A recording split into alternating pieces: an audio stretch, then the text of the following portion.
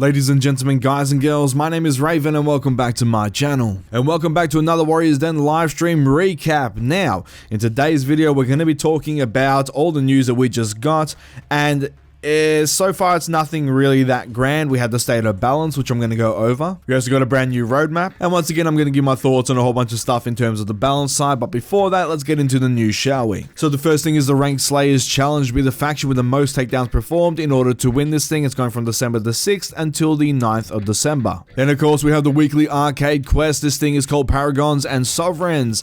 So basically jump in, play that thing. You have from the 5th of December till the 12th of December, so a little bit of extra time, and yeah, it's just a weekly arcade quest. You need to own Marching Fire in order to play this thing, or play with someone who owns Marching Fire. Then we have the content of the week, which is, you know, something no one's really going to be that happy about, but yeah, it's 4 elite outfits, 1 per faction. They look okay. Once again, it's nothing to really write home about. It's nothing that's going to blow your dick off, but at the same time, at least it's something. We want armor, let's be honest. We all want fucking armor. So, it's not armor. It's not going to make us happy because it's not armor. We want armor. It's kind of how it is right now. And those are the reworks for Centurion and all that sort of stuff. So, with that said, let's look at the brand new roadmap, shall we? So, this one is the December roadmap. And of course, we have all the normal stuff that we have leading up. We have the title update for the Years 3 Season 4 on the 12th. Then we have the arcade quest like usual. There's this big thing on the 19th. It's all blurry and it looks very much Christmassy, okay? So obviously we're in December, Christmas coming up soon. So it would make sense that that's going to be a Christmas event that leads across, into Christmas or whatever. Maybe they'll have it going for a few weeks, which will be really, really cool. So I can't wait to check that out and farm out the brand new Christmas weapons and everything. If it's not Christmas, it better be something good because they were hyping this thing up like a motherfucker. They're like, be there, don't miss it. It's going to be great. So you really want to be there. So it has to be good. Christmas weapons and all that sort of stuff will be enough to satiate me for the 19th. Let's just hope that it's something as cool as that, if it's not that. And with that said, let's talk about the state of balance. Now I'm going to be putting the devs data in the background, so it's just going to be playing as I talk because, I want to talk about a few things here. Now this is a problem that we have been facing for quite a long time now, and of course I have talked about this a shit ton in the past. I've gotten flack for this in the past, I've gotten support for this in the past. Essentially it's something that we're going to have to deal with for the entire lifespan of this game because the developers can't make a decision on where they want to go when it comes to balance. Now first of all, in the dual population, they basically had it as Hyper Armor's OP.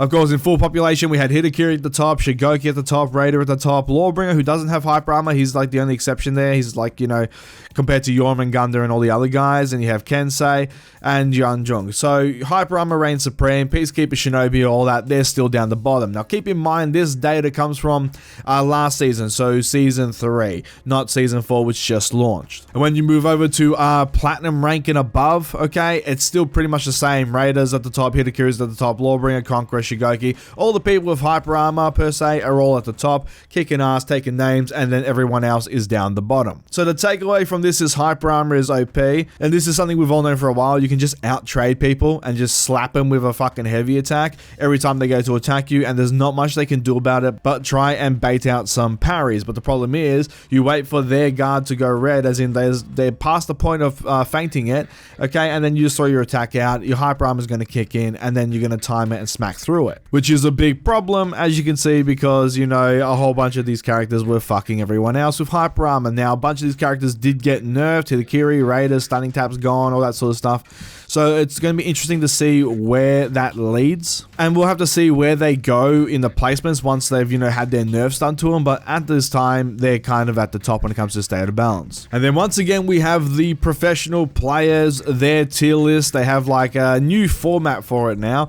so we have strong, okay, and weak. I don't see what was the problem with just having the tier list like they did before, but apparently this is a better way to do it in their eyes. So we have their tier list right here. I'm going to talk about something really interesting here, okay? So Jormungandr is going to be my main man to talk about when it comes to this duel thing, when it comes to balance. Jormungandr for the pro tier list is at the bottom. He's weak, which they said is a detriment to take. If you take him, unless you're stupidly fucking like god tier with him, he's basically going to be shit for your entire team not to take him. Jormungandr is at the bottom for the pros. But if you go back and you look at the platinum and above, Jormungandr, okay, he's what? 1, 2, 3, 4, 5, 6, 7. He's 8th from the top, okay? And then, of course, if you go into full population, he's, once again, 1, 2, 3, 4, 5th from the top, okay? So he's pretty much up the top, but according to the pros, he is a complete detriment to take in duels. Now, this is a big problem that we're going to be seeing for a very long time here, and it's something I've seen in the past. The developers need to pick who they're going to balance for.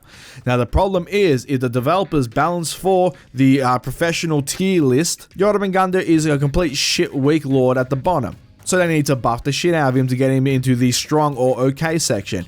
Problem with that is if they do any buffs to Jormungandr based on the pros tier list, then everyone else is just going to be fucked, okay? Because he's already strong and up near the top. He's going to have a stupidly high win rate because people are already struggling to deal with him, okay? And then you go and buff him because of the pros tier list, he's weak. And you can see where I'm getting at here. Everyone else gets screwed because you're balancing for 1%. But at the same time, if you balance for everyone else, you're not going to really tweak him that much because he's at the top. If anything, he might get a nerf or two. He's already weak in the pros eyes, so therefore he'll just get pushed down more. Now here's the thing, they need to pick who they want to balance the game for. Plain and simple, okay? They can either balance it for the top 1%, the pros, or they can balance it for everyone else. I've said this a million times and it still is true today. They have to pick a goddamn direction or this game is never going to be balanced.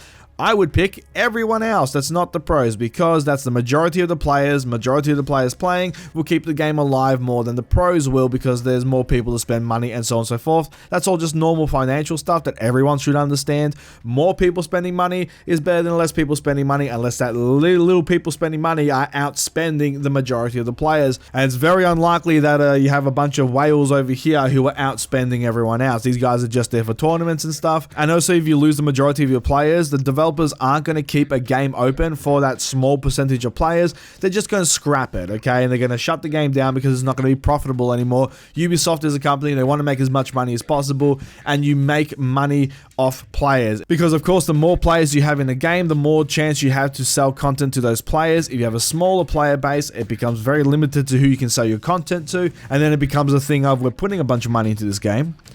There's not many people playing our game. We may as well just scrap it, save the upkeep and all the content that we're going to have to make, save the money from that, and then just make a brand new game or pump that into other games like Rainbow Six Siege, which has millions of players and it's booming and going really, really well. That's how that goes. There's no way around that. Financially, that's how that goes. But they need to pick who they're going to balance the game for. The pros who say Jormungandr is weak as shit, or everyone else who says that Jormungandr by their data is, you know, top 5 and above. You got to pick one because that is a massive divide right there. There is no way to even properly link that. One says the guy's completely detrimental, the other ones are, you know, by their data, he's pretty fucking strong. And that's really what this choice comes down to. The top 1% of players, the pros, do they balance the game for them and make the game pretty much for that group of people, and everyone else just can get stuffed and either learn to adapt, or if they can't adapt, then they just get to die constantly, or, you know, just keep doing what they're doing. Or do they balance it for everyone else and the game is balanced for the majority of For Honor's players in total? Now, I'm actually quite impressed when it comes to Dominion though, because in Dominion, the overall and top 4%, they both look kind of as the same, okay? So once again, it's a +5, -5 here or there, except for Shinobi, he's fucked. But Shinobi is a mess, and he's going to be a mess for a while until they fix him. But it's a +5, -5. That's a good place to be. Everything's hovering around that 55% to that 45% mark, okay? That's completely fine. That's a good balanced game for me in terms of, you know, you can take any hero and you're gonna do well. So you'd think, yay, we finally have something that, you know, the top 4% of players, the overall and the pros, we can all agree that Dominion's balanced. No, we don't get to do that because the pros, of course, have their own little tier list. Now, in their tier list, Aramusha is okay. He's okay. All right. But then again, when we look at the, you know, top 4% of players, when it comes to Dominion, Aramusha's second. He's not okay. He's second. And when it comes to overall, you're right, Aramusha's third. And the developers even said it live on the stream, okay? In Dominion, when you look at overall or top 4, everyone is viable, because it's true, everyone's viable. But when you look at the pros, no, not everyone is viable. And the data that they have, or their opinion, because that's pretty much what it is, it's just their opinion, is Highlander is weak, you can't use him. Jormungandr, Orochi, Centurion, Tiande, and Valkyrie, all of them are detriments to your team if you take them. But of course, if you look at the overall and top 4%, they're viable. They're viable. The developers themselves said it's viable, but according to the data they have. But according to the pros, no. There are characters which are completely unviable unless you're like stupidly god tier at them. And Aramusha is okay. The data and the pros, once again, it just doesn't line up, and it's never going to line up. They're playing a completely different game to everyone else. Where it stands right now, the only way to fix this is if you have 2 separate clients, one for everyone else and one for the pros. So the pros play on their own little fucking game server on the corner where they can balance it for them, and it would make them happy as shit, because then they could dictate, based on their skill level, which is really, really fucking good, how things get balanced. And you could get to a more balanced state with them. With the top 4% and everyone else, if you had their own little server fucking client over here, you'd be able to balance it for everyone else and not the pros, and then they would be completely solid, and you get things to a really balanced point for all of them. Right now, the game will never be balanced because you got 2 completely different worlds competing for the balance, and the balance is being pulled both ways, and it's never gonna get there. It just never is. But that's my rant when it comes to balance. The pros are living in their own little fucking world in the corner. Everyone else, we're living in our fucking world in that corner, and it will never, the worlds can't collide. The worlds will never get close to each other. We just need to try and balance for either one world or separate balancing for separate worlds. That's essentially where we need to go with For Honor. And I'm also really hyped for that Christmas event. I want more Christmas themed weapons and all that sort of stuff. And please, Ubisoft, give us some goddamn fucking armor. I personally think they're going to launch that armor next year. Use it for next year's content, which, looks like that's what's going to happen. But we're going to have to wait and see. But that is the end of the video, guys. So thank you so much for watching. If you liked the video, please give it a thumbs up. Leave a comment down below and let me know your thoughts. I love reading and replying to all your comments down below, and I get to as many as I possibly can. Follow me on Twitter at Reavyne Gaming. Follow me on Instagram at Reavyne. Check out my Patreon, it's down below in the description box. If you want to throw me some money there, it is greatly appreciated. And with that said, I shall see you all in the next video. Have a good one, guys.